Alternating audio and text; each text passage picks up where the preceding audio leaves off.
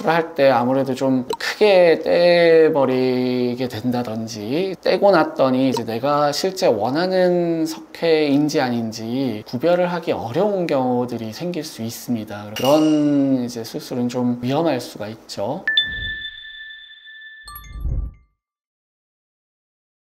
일단 이제 크게 두 줄기로 나눠볼 수가 있어요. 첫 번째는 시술이 있고, 두 번째는 이제 수술이 있고요. 시술을 보면 초음파로 찾아내는 경우가 있어요. 초음파는 유방 내부의 염증이나 혹이나 이런 뭐 림프절이나 혈관이나 그런 것들을 이제 찾기 위한 검사 도구이지 미세석회를 보는 검사가 아니에요. 미세석회를 찾기 위한 도구는 따로 있죠. 유방 촬영 검사죠. 초음파를 보고 그 석회의 위치를 표시를 해놓은 다음에 유방 촬영을 찍어서 그 촬영에서 보이는 석회와 초음파에서 보이는 석회가 일치하면 중심 침생검술이라고 해서 총조직 검사를 합니다. 그래서 이 가느다란 조직들 중에 내가 원하는 그 석회가 나왔는지 마지막으로 이제 촬영을 해보고 나왔다 그러면 이제 그 시술로 미세석회 검사가 끝나게 되는 거고요. 수술적인 방법은 두 가지 방법이 있어요. 입체정의 유방절제 생검수술, 정의 절제 생검수술, 이렇게 두 가지 방법이 있습니다.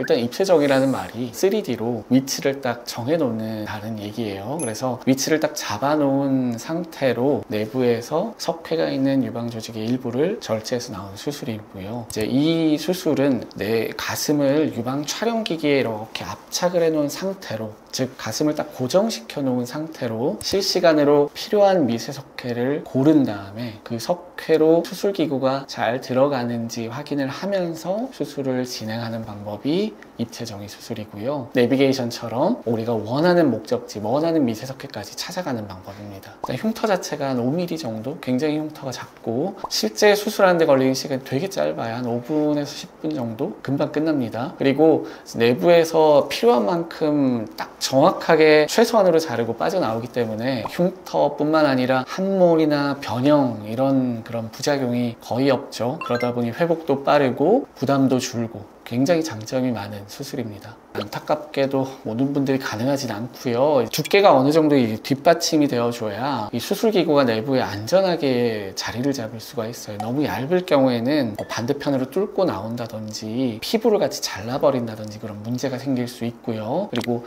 이 석회의 위치가 어디에 있느냐도 되게 중요한데 유도와 굉장히 딱 붙어 있다든지 아니면 가슴 근육에 딱 붙어 있을 경우에는 이제 이런 입체정의 수술이 어려운 경우가 많죠. 정의절제 수술이 이제 바늘로 그 석회가 있는 부위에 고정을 해요. 실제 이제 피부를 어느 정도 절개를 한 다음에 바늘 주변에 있는 유방 조직을 이렇게 일부 절제하는 수술을 정의절제 수술이라고 해요. 아무래도 이제 피부를 개방해서 조직을 절제해서 나오다 보니까 이제 흉터는 한 3cm 정도 생깁니다. 피부에.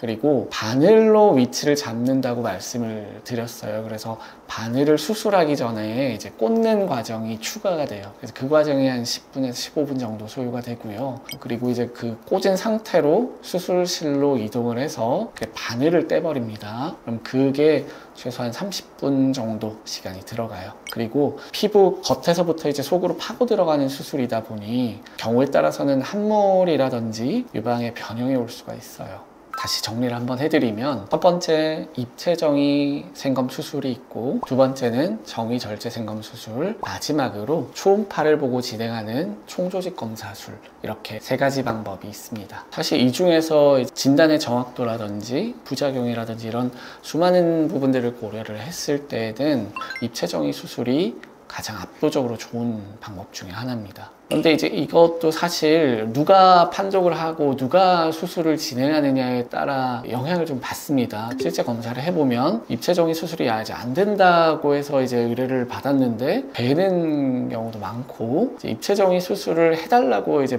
보내주셨는데 입체정의 수술이 불가능한 위치에 석회가 붙어 있거나 아예 그냥 수술이 필요 없는 경우가 있거나 이렇게 결과가 좀 바뀌는 일들이 있어요. 그래서 누가 검사를 하느냐 이런 것들도 굉장히 중요합니다. 그래서 실제 이런 구체적인 사례가 궁금하신 분들은 이제 이쪽 상단에 영상을 참고해 주시면 또 확인해 보실 수 있습니다.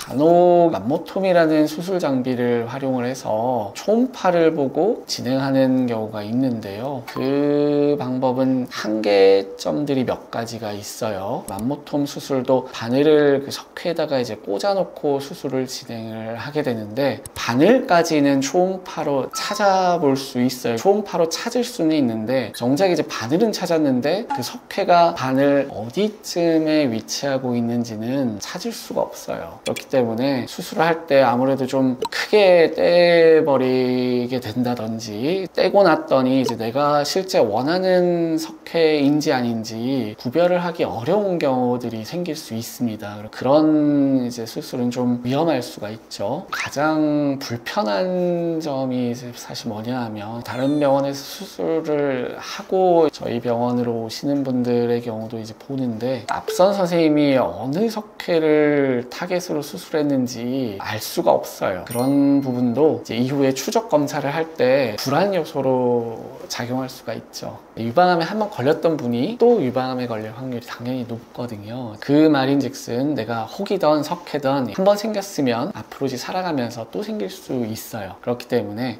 이후에도 이제 검진은 반드시 필요합니다.